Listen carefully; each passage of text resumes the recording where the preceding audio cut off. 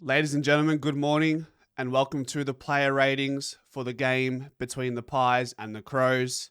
Too old, too slow, 2 weeks until the prelim. It's time to talk all things black and white.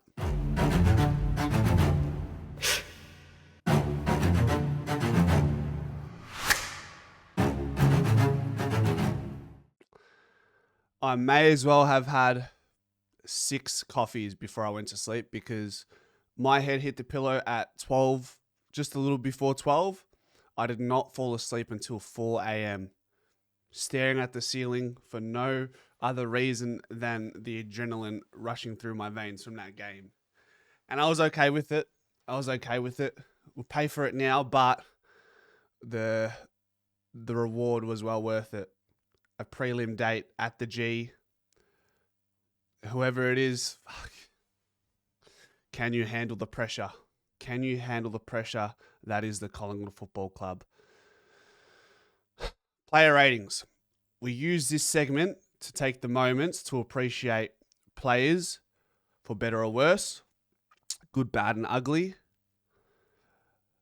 But if you want to start at the lowest end of the scale, where Brody Mihocek was the lowest rated player for the Pies, minus 3.1 champion data rating, even Brody himself had a good game, in my opinion. The inaccuracy, zero? He had 5 shots for 5 behinds. But what he was able to do was nullify Mark Keane's impact in the game relative to the impact that Mark Keane was able to have in round 23.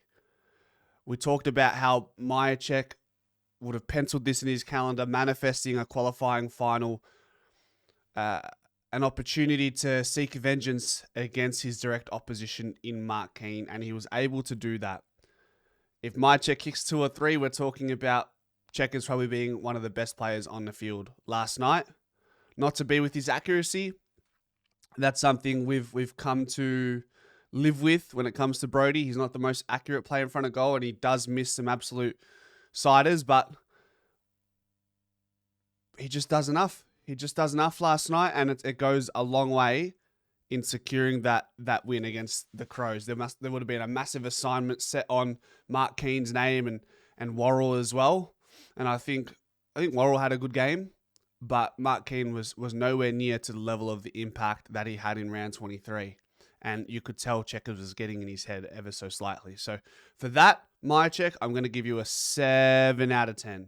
A 7 out of 10, I think, is fair. Maybe some of you would say 6, 6.5, but I'll settle with a 7, considering his role was pivotal in helping us get over the line last night.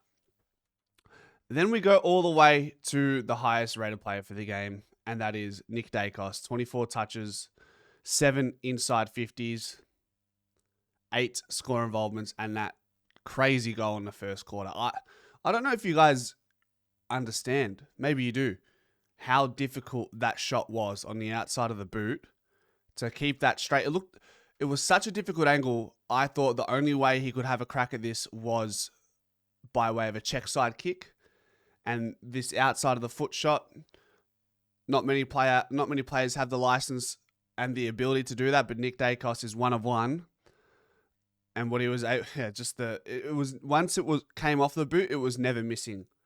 And even the play that led up to it was Bo McCreary gathers cleanly in a contest and then feeds it into Sidebottom, who has no more than half a second to get it out to Nick Daicos again. It was such a swift play, and everything had to go right.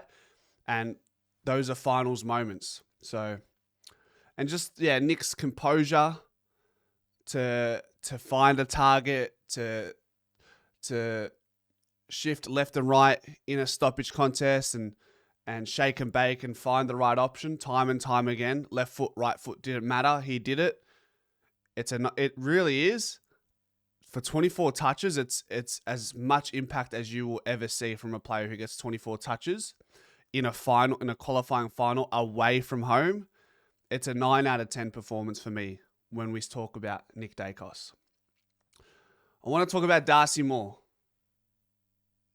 Every single possession for Darcy Moore yesterday was an intercept possession. He had 9 intercept marks, 4 of them being contested. And Darcy Moore has not known to be a contested mark or contested intercept mark throughout the course of his career. I don't know. Finals can bring the best out of you, but it seemed like his intent in every contest was to mark the ball. And when he spoiled it into Rosette last night. And we've been starved of that version of Darcy Moore for a long time. He had probably a 5-week period after King's birthday where he looked like this kind of player.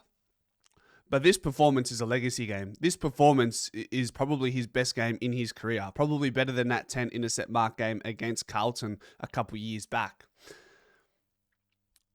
And is he unfairly criticised at times? I wouldn't say that. I'd say it's been warranted. It's been warranted at times. But yesterday, he makes up for it. Every bad game he's had this year, he makes up for it yesterday because now we're in a prelim final because of his heroics.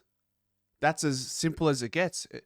You can turn into a villain after one game, but it only takes one game for you to become a hero. Such is the roller coaster of sport. And that's why we love it. It's love-hate, guys. It's love and hate. Love and hate. Equal matter. You're going to love them sometimes. You're going to hate them sometimes. That's what we are and how it is in this realm. Darcy Moore, 9 intercept marks, but you get the 10 out of 10 from me, my friend. 10 out of 10.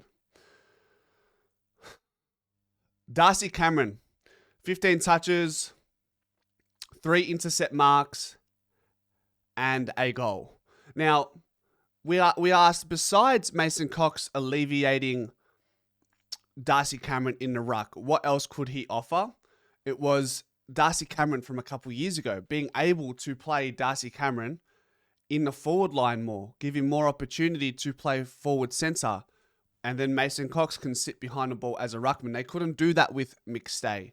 It was either DC in the ruck or DC in the back half. So while it wasn't a traditional ruckman goal, that Lockie Schultz barrel had to be perfect. The last person you want running towards goal with the ball at the deck is probably Darcy Cameron, but he makes it work. So you tie DC, this player rating, into what Mason Cox was able to offer. They work in tandem. I think you give Darcy Cameron a cheeky little 8 out of 10. Some strong marks on the goal line. Nearly had an opportunity to clunk a mark in our forward 50 on the goal line, but he got bullied by the goalpost. It's an 8, probably, 7.5 out of 10. Maybe not an 8. I don't know. You let me know in the chat, in the comment section. Let's talk about still Sidebottom. Goodness gracious, talk about maximum impact for the amount of touches he had. 15 touches. 4 shots, 3 goals, 1 goal assist, 6 score involvements. What? Age is just a number. In some worlds. In the sports world, age is just a number. And Sidebottom and Pendlebury last night proved that once again. Sidebottom,